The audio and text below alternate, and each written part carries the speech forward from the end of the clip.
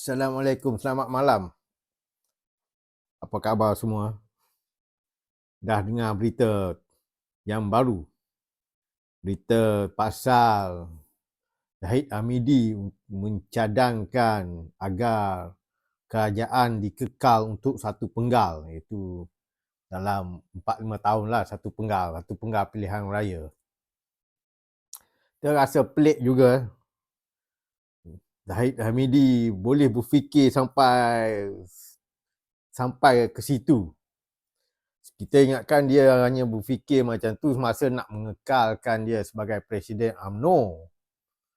Masa nak mengekalkan Presiden UMNO, dia adalah idea nak mengekalkan dia dan timbalannya. Tapi dia tidak berfikir perkara yang sama untuk ketua-ketua bahagian.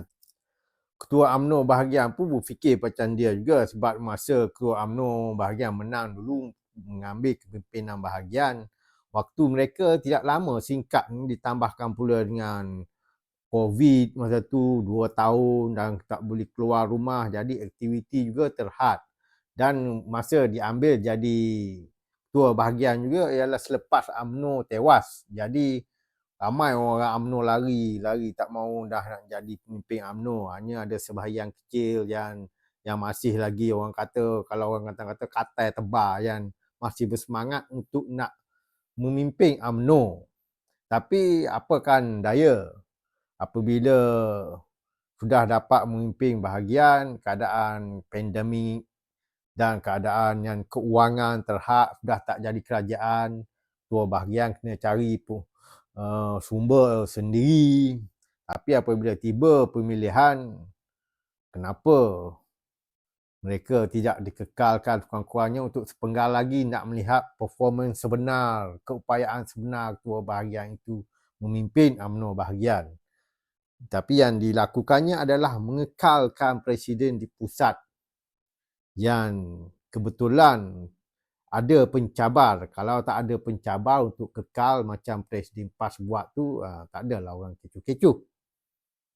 Jadi idea macam mana ni Zahid keluar macam idea macam gini ni? Sedangkan Zahid dia tidak terfikir ke sebelum pada ini, iaitu masa Perdana Menteri sebelumnya lah, Perdana Menteri Abah Kau, Perdana Menteri Ismail Sabri, dan mungkin termasuklah Dr. Mahathir sendiri, diruntuhkan oleh ahli-ahli parlimen, diganti. Maka terjadilah kerajaan yang baru. Zahid Hamidi nak mengubah ni, dia tak mahu Perdana Menteri khasnya ya, itu kerajaan diruntuhkan atas usaha ahli parlimen. Dia nak kekalkan. Kita pun heran, kenapa Zahid Hamidi takut sangat, sedangkan kalau dia ataupun Perdana Menteri itu disukai oleh ahli-ahli parlimen dan mendapat sokongan yang besar, jadi tak perlulah dia cakap macam tu. Dah ada cukup kerusi, dah kekuatannya dah kuat.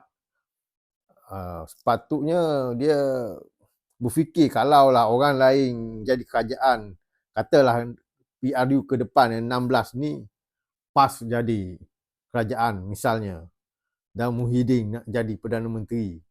Jadi di dalam pada itu ada juga usaha tebuk atap. Adakah Zahid Hamidi tak nak sokong tebuk atap itu, atau Anwar Ibrahim tak nak tebuk atap itu?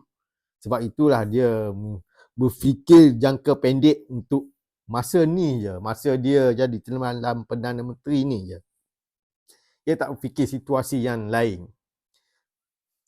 Dan rakyat juga saya rasakan tidaklah selamanya boleh dibodohkan dengan lompat parti, dengan tebuk atap ni. Akan tiba satu masa kerajaan ini tidak boleh buat sewenang-wenangnya. Ahli parlimen tidak boleh sewenang-wenangnya menukar sokongan hingga rakyat rasa tertipu. Dan biarlah proses itu berlaku secara normal dan secara semula jadi untuk rakyat berfikir. Kalaulah ada juga cita-cita untuk mengekalkan kerajaan, saya rasa yang sebenarnya tujuannya ialah bukan nak mengekalkan kerajaan, bukan nak mengekalkan ahli parlimen, ataupun bukan nak mengekalkan seseorang menteri. Tapi agenda besarnya adalah nak mengekalkan Perdana Menteri Anwar Ibrahim itu terus berada di tampuk pemerintahan sebagai Perdana Menteri.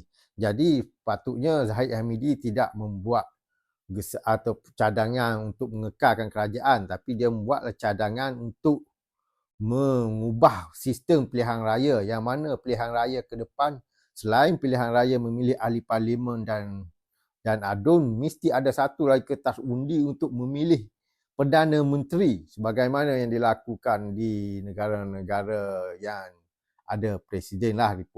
Satu kertas undi untuk memilih Perdana Menteri. Jadi kalau rakyat sudah pilih Perdana Menteri, misalnya Perdana Menteri yang dipilih ialah si Anu, si A, si B. Dia dah pilih untuk 5 tahun. Maknanya 5 tahun tu Perdana Menteri tu mesti seorang tu je lah. Dah tak boleh nak tumbangkan, dah tak boleh nak tebuk apa-apa dah. Kalau nak tukar juga kena buat pilihan raya balik lah. Perdana Menteri tu kena letak jawatan. Lagi dia tak letak jawatan, kena tunggu habis penggal lah. Jadi usul lah yang macam tu kalau nak kekalkan Perdana Menteri.